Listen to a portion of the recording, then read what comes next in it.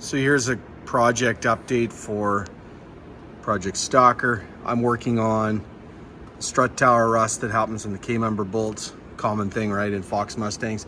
This piece is just dangling on there because I want to take a few more measurements off of it. But all this rotten metal is being cut out, opened up, and I got the Scot Rod kit ready to go in. So I'm not doing a video on this. There's lots of way better videos on YouTube about that. But I'm a do-it-yourself kind of person, and as you'll see when we do some mock-ups here, it's actually not that hard. If you just take your time and really pay attention to the instructional videos that are out there, you can figure this out. So here's the driver's side, which is what it looked like on the passenger side a moment ago.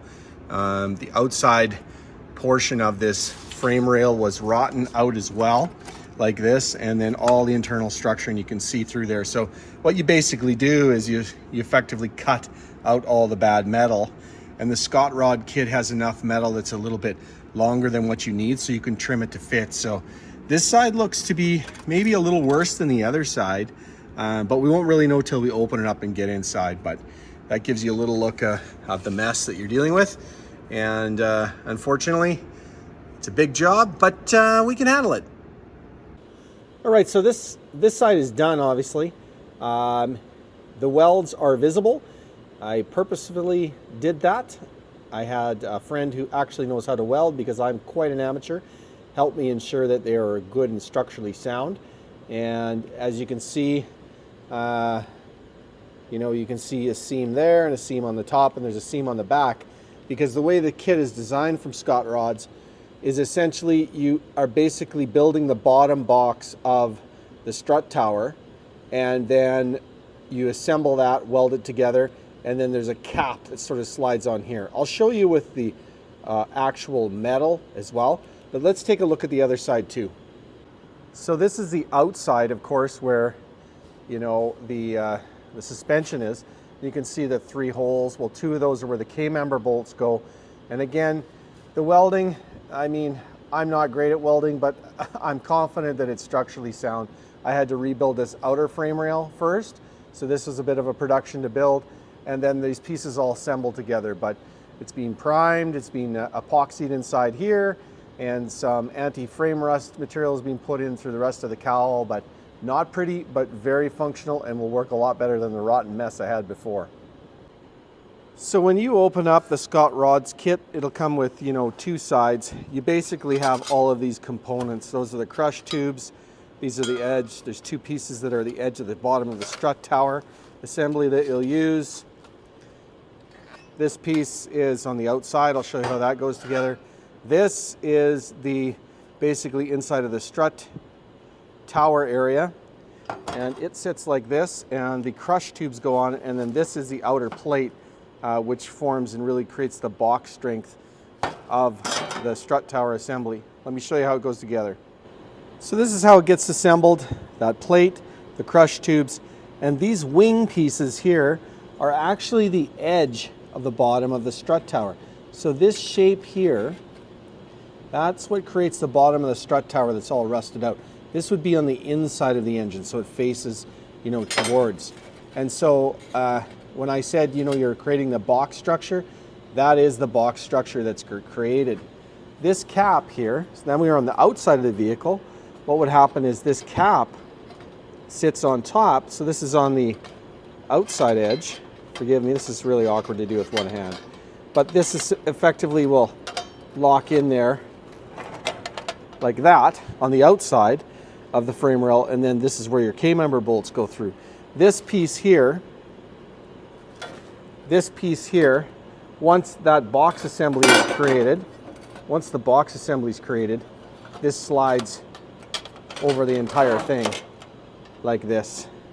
So it slides all over, and that's effectively what we're creating. So this creates that box structure in the bottom of there, and this is what gives our strength for our frame. That's the general assembly of the way it all goes together.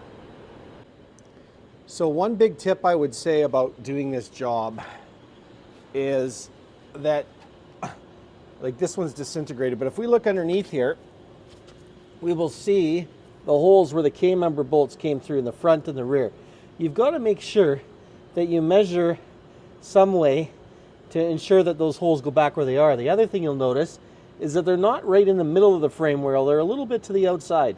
And so the Scot Rod kit doesn't exactly locate it that way, so you've got to have a way to mark this, how far off it is off the frame. I used a reference point and made some marks in here and over here, and then to ensure that you've got the right depth back.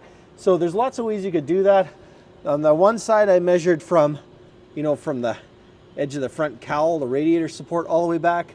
But there's also a great little hole here that's it's actually tapped on both sides, and so you could actually you could put a screw in there and you could use whatever mechanism you want to make sure you get that distance set.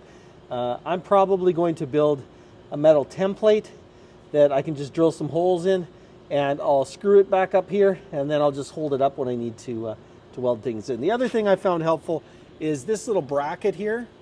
It goes on the inside as well. There's only 3 spot welds, and you can drill it and you can remove it, and it makes it a lot easier when you're replacing that metal part. And then of course you can put the metal in, and then you can sandwich that back out on top when you're done. So I'll document this side a little bit better in terms of how I did it. It is a big job. I'm not a good welder, and I'm not really good at fabricating, but if you know some basic skills and take your time, you can figure this out. The next step is to remove all of this rotten mess, but I'll leave the bottom piece intact. So it gives me, I want to positively make sure I've got those locations perfect, and we're going to cut all of this rotten metal out, and that will really take the majority of the effort. So on this side, if you buy the Scot Rods kit, it does not come with the outside frame rail. That's a problem. I would hope that they maybe include that option in the future, but for me, I'm going to need to fabricate this. So before I even cut this out, I'll make some templates, and I will form a piece of sheet metal that I can put in here, and we'll cut this off right here. This is good metal back here, so we'll cut it off right here, and we'll have it attached before we get too deep into this. So I've cut the outside frame rail off. I've cut it back until it got solid, so we've got good metal here. We don't worry about the bottom, that's just a rough cut. And I cut back as far as I could until I found good solid metal here. So no need to, hack that all out. I can, this is good and solid, I can work with that, this part anyways. And I've, look at that pile of rust and debris. So that's all the crush tubes and everything inside here that's rotten. So now we'll go to the other side, and I'll start cutting out all of this rot, but we'll leave this bottom plate with the holes in place for now. So the inside edge is all cut out now too, and you'll notice that it's kind of a rough cut. I'm just getting most of the rot cut out and leaving that bottom plate in place. So that's the way I approach it. So I ended up actually working on the driver's side in a different way than I had said. I've left this outer piece off, which I had to fabricate, and I actually started installing the Scot Rod box while I still had the old piece of metal in place here, and that allowed me to ensure that my holes were lined up perfectly. So I put that in place, and I've tacked the box in, and now my holes are perfectly located. And so this is different than I had expected to do it, actually, but I think it's gonna work out really well. So this outer cap is all trimmed to fit, and so it lines up perfectly. And you can see it goes in flush the bottom of the frame rail, and fits really nice. So that goes in place there. And this piece, of course, goes on top here. It's a snug fit for now. To work on this a little bit. There we go. And it's flush, it'll weld up real nice. And then I fabricated this outer cap piece, which I'll have to put on before I weld the top on. But this is a little thicker metal than I used on the other side. But I think you can see that we're gonna have good structure though. We're gonna have a complete, rectangular box that will all be welded together. and very secure. But like I said, I tackled it in a little different way than I had anticipated.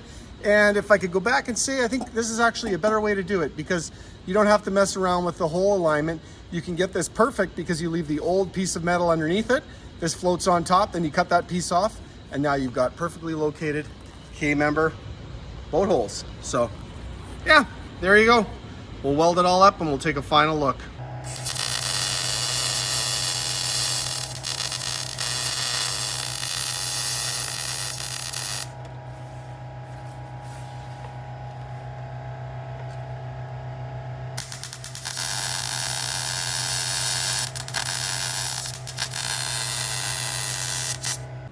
All right, final update for the frame rail fix. So it's done, it's primed, painted, and you can see underneath all the bolt holes line up.